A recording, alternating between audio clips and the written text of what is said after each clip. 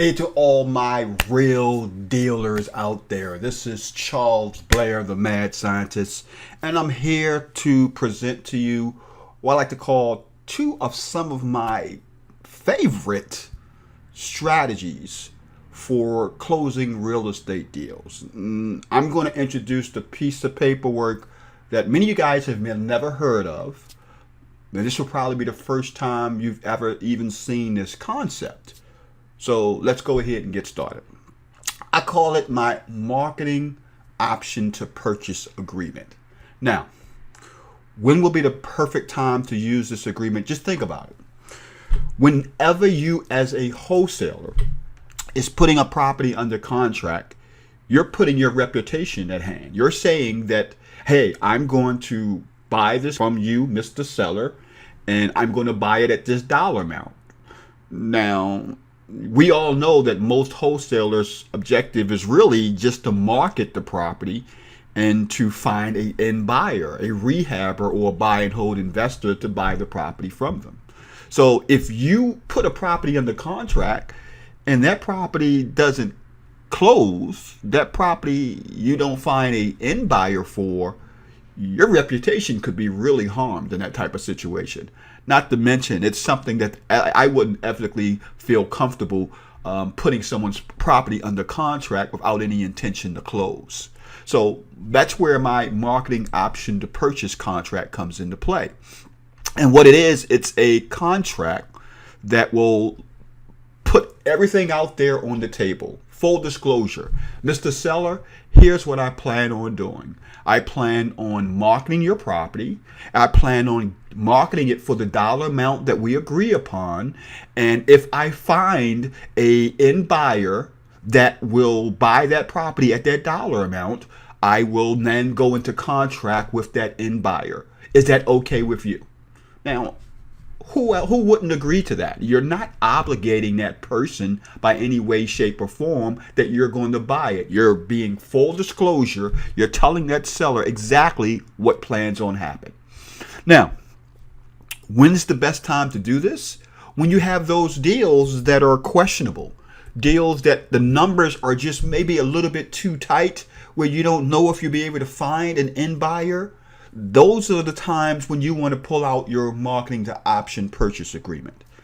Now, there's another use for this marketing option purchase agreement that you could use it for as well.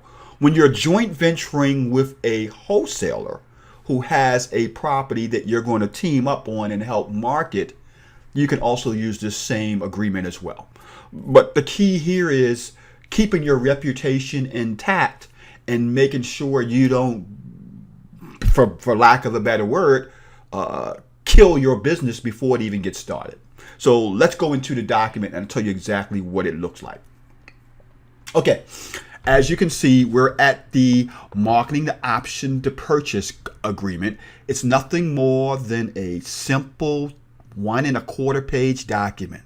So it's nothing real detailed that you have to go to college to be able to understand and all that good stuff. It's real quite simple. And I'm going to go over exactly how this reads and how you fill it out. It starts off with the owner's name. In this case, I got the owner's name is James, the home seller, owner. Grants optionee. Remember, in the case of an option, you are the optionee and the seller is the optionor, but we call the seller in this case the owner. Grants optionee signatory below and or it's assigns. Think about that. That clause right there allows you to assign the contract. The exclusive right to market option to purchase 109 North Calvert Street, Baltimore, Maryland 21223. That's where we put the address in right there. The legal description for which is attached as an Exhibit A. And then you can have an addendum that has the actual legal description of the actual property. For a sales price, this is where you put the actual price that you're going to give the owner or that you're going to find your buyer that's going to pay the owner $27,000. Now, of course, you put in your own numbers as it deemed necessary based on your contractual situation. At any time, beginning with the date hereof and expiring 45 days from the date of the option to purchase is fully ratified. That breaks down the fact that you have up until 45 days to find that end buyer. The optionee shall notify owner in writing prior to the termination date of this option to purchase of optionee's intent to exercise the option. What you're saying is that you're going to give the seller a written notification that you plan on moving forward or you don't plan on moving forward. When exercising the option, settlement shall take place within 45 days. Both parties to this agreement shall cooperate in completing any further documentation necessary to consummate the real estate closing, including an execution of a formal purchase agreement consistent with the terms hereof. So this is just the option to purchase. Once you have that yes from that buyer, you're going to go into a formal contract to purchase with that end buyer and your owner. Owner understands that the optionee, meaning you, the investor, has no, and here's the key, present intention of purchasing the property, but desires to assign the option rights under this marketing option to purchase to another person or entity.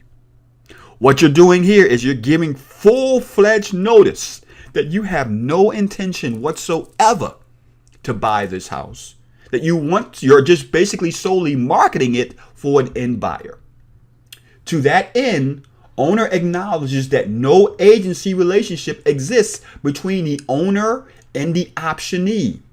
That means that you're not acting as a real estate broker or a licensed broker for that person. You're acting as a sole proprietor in this transaction for your benefit. And further agrees to permit access to the property for the purpose of marketing and other due diligence. That's powerful.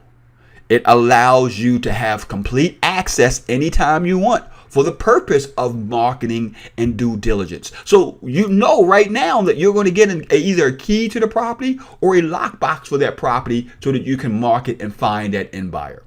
In the event the optionee's efforts are unsuccessful, the option consideration defined below shall be non-refundable. Upon optionee's exercise of the option consideration shall be applied in the full to reduce the purchase price. Furthermore, owner understands that the optionee may, in its discretion and in its expense, record the option to purchase in the land records of the applicable jurisdiction where the property is located. That, my friend, will let that person know that you have the right to record this so that that owner can't go around you and sell that property without your knowledge. And below is where you have the option consideration. In order to make a contract legal and binding, there must be some type of consideration. You're given a monetary consideration here of $100. That option consideration can be whatever dollar amount you want. The owner's information, or owner's name and the actual date, and the optionees, meaning you, the name and the actual date. And here down the bottom is where you can have your notary sign off on everything for the purpose of recording the option if you plan on recording it.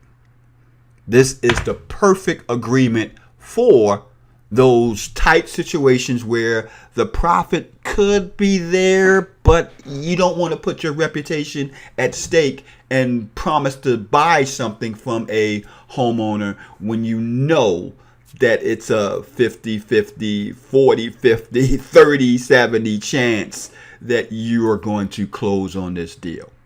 This is Charles Blair, the Mad Scientist. And if you want to get a copy of this paperwork, just leave in the comment section, Mad Scientist, I want a copy. Mad Scientist, I want a copy. And I'll send you a copy of my marketing to option purchase paperwork. Charles Blair, Mad Scientist, signing out.